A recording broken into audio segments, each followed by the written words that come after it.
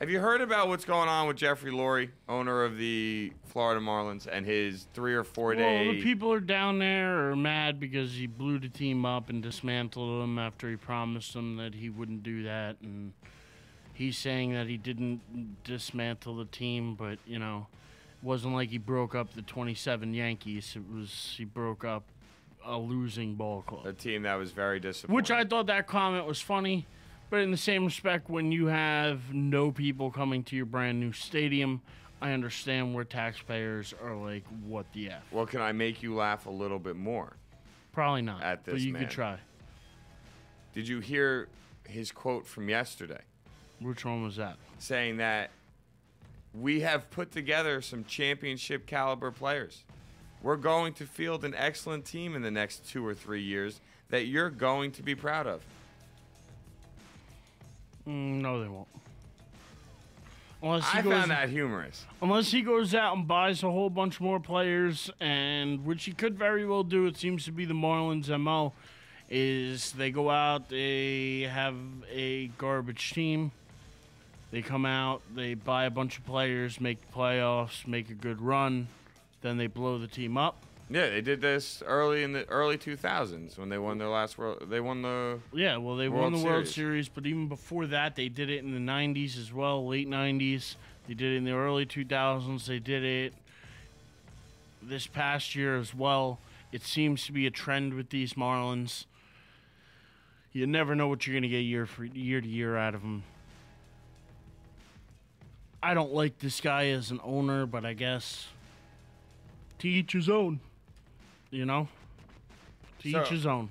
So I guess the real question is then, if you were a fan of this team, would you even go? Because as of right now, they only have about 5,000 season ticket holders in this gargantuanly big, nice new stadium down in Florida. I don't think it's that big, is it? I don't think it's like Yankee Stadium type of big, but I think that they got like that huge big display thing in the back, and well, it's a new stadium, so yeah, it's gonna have all the bells and whistles. If I'm an average fan down there, I'm not going to the games. What are you paying to see? You're paying to see nobody's, other than maybe one Carlos Stanton. They really don't have much going for him down there. He's the best thing they got going. He's good, but I don't know if that's enough to bring me to the ballpark.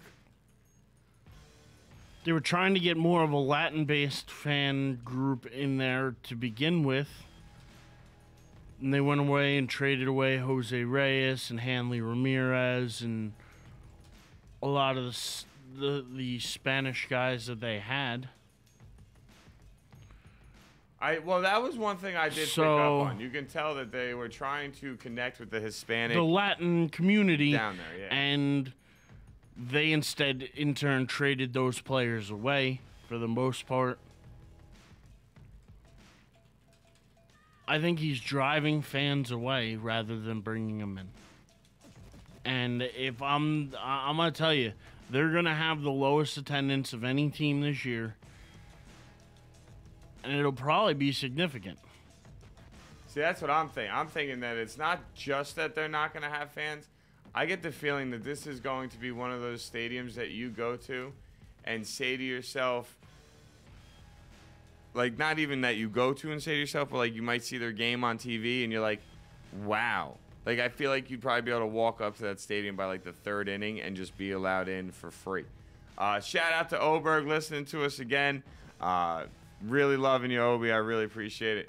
I believe he's saying it's ugly as in the new Florida, the Miami Marlins. I keep saying Florida Marlins. Miami Marlins Stadium. Now, he is a Met fan, so I can understand some of that feel. I actually feel, I feel for these guys when it comes down to the players. Like, I feel bad for the players in the extent of they're going to go out and play professional baseball games in a professional baseball stadium and have pretty much nobody there rooting for them. Yeah. I feel bad for them. You look at what this owner's done. I mean, he took a guy like Jose Reyes told him, oh, buy a house down here. You're going to love it. We're going to take care of you, blah, blah, blah. Jose Reyes buys a house. He trades him to Toronto. You know? Who wants to be a part of that ownership? Who would want to be a part of that organization knowing that at any point in time, your owner can just blow the whole damn thing up? Blow it up and keep you there, or blow it up and have you be part of what gets thrown somewhere else. And I don't know which one would be worse. I think that's a fair question to ask on the other side of this conversation, is the fact that if you were a player for this team, would you rather have been one of the guys that got let go, or would you rather be one of the guys that's still on the team? I mean, it's not like the guys that got let go don't have jobs now. So, I mean, it's not like you're unemployed if you get let go from these guys. So, I mean, would you even want to play for this guy? Or would you rather have been traded? I mean, I can't imagine wanting to play for somebody like this. No. I mean, I'm not saying that as an owner, your players deserve loyalty from you every year. I mean, it's a business decision, and it's sad to say, but your players are assets. When you look at it from a business perspective, they are assets. They are not people, which is sort of wrong to say, but it is somewhat true. They are assets that can be moved to help make your business better, make your business worse, blah, blah, blah, blah, blah. So, if I'm one of these people, I don't want to play for a guy like this. I don't want to play for a guy that shakes my hand, looks me in the eye, and says, hey, you're long-term here. Gave you that contract. I want you to be here for a long period of time. I want you to connect with our fan base, buy your house, the whole nine. And then, boom, you're gone. All the guys you got brought in there with, gone. I mean, they traded 3 guys over to the Dodgers midway through the season. Yeah. I'm sorry, I can't remember the players off the top of my head. Hanley Ramirez. Who else? I thought Hanley was the only one they got from. Because it might have Boston. only been. Boston was the one who traded them Gonzalez, Crawford, and. That's what I was thinking. So that's my fault. My apologies. But either way, you're still talking about this Marlins team, this owner, Jeffrey Loria, in a matter of 1 year, took his payroll, jumped it all the way up to $90 million. And by the next year, this coming season, has it down to $45 million. I don't even know if they get that money back in ticket sales over the year. They need to hope that the teams... They need to hope that the teams themselves coming into Miami